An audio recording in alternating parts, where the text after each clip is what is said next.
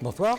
Cette semaine se tient la conférence annuelle de la FIA en Principauté. Quels sont les enjeux de cette conférence? À quoi sert une conférence annuelle de la Fédération internationale de l'automobile? Déjà, c'est de regrouper ce qui n'a pas été fait malheureusement depuis l'Assemblée générale de décembre 2019 qui avait eu lieu à Paris. Tous nos clubs, nos fédérations sportives automobiles dans le monde, nos clubs automobiles dans le monde, ce qui représente environ 150 pays. Mais en tout cas, on est ravis d'être à Monte-Carlo. Monte-Carlo est probablement une des meilleures terres d'accueil à laquelle on pouvait penser, compte tenu de ce que représente la compétition automobile, l'histoire de la famille princière avec la compétition automobile, l'histoire de l'Automobile Club de Monaco, donc une grande occasion de célébrer beaucoup de choses et de se réunir à Monaco. La crise sanitaire a durement touché le monde du sport automobile, ou beaucoup moins que ce que l'on peut imaginer. Quel est le constat? Vous savez, le monde malheureusement a été bloqué depuis mars 2020.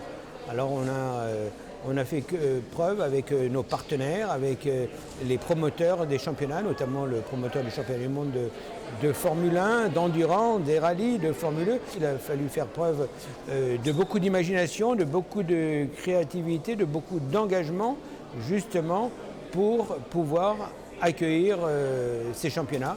Vous savez qu'il n'y a pas eu de Grand Prix à Monaco en 2020, il n'y a pas eu de Grand Prix de France en 2020, alors qu'en 2021, eh bien, même avec une présence de spectateurs très réduite, il y a eu des Grands Prix. Donc il faut espérer simplement que cette situation ne cesse de s'améliorer dans l'intérêt de tout le monde et avant tout privilégier la santé de la planète. La Fédération internationale de l'automobile a un rôle à jouer, j'imagine, au niveau économique concernant cette sortie de crise. Qu'est-ce que pèse le sport automobile en chiffre d'affaires et en nombre d'emplois? C'est énorme, j'imagine.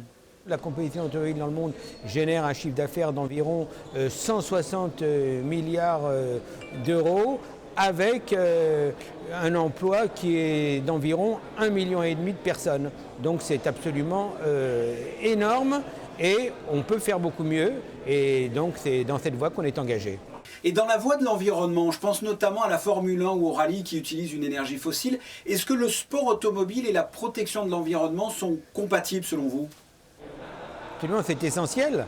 C'est essentiel, c'est notre engagement. La compétition automobile est un laboratoire. On l'a vu avec la Formule 1, on l'a vu avec l'introduction de moteurs hybrides en Formule 1 en 2014. Tous nos championnats vont être des championnats dans les prochains mois, dans les prochaines années, avec de l'essence dite Green Fuel. Donc on travaille avec les constructeurs, on travaille avec les pétroliers pour aller dans le sens de vision zéro pollution, mais également vision zéro accident sur les routes, ce qui est un autre de nos engagements. Je voudrais justement que l'on termine par ça. Vous êtes particulièrement impliqué, parce que vous êtes d'ailleurs envoyé spécial du secrétaire général des Nations Unies pour la sécurité routière, et à vos côtés, pour vous épauler, il y a également la princesse Charlène ainsi que Charles Leclerc. C'est important, j'imagine, pour le président de la FIA, la sécurité routière.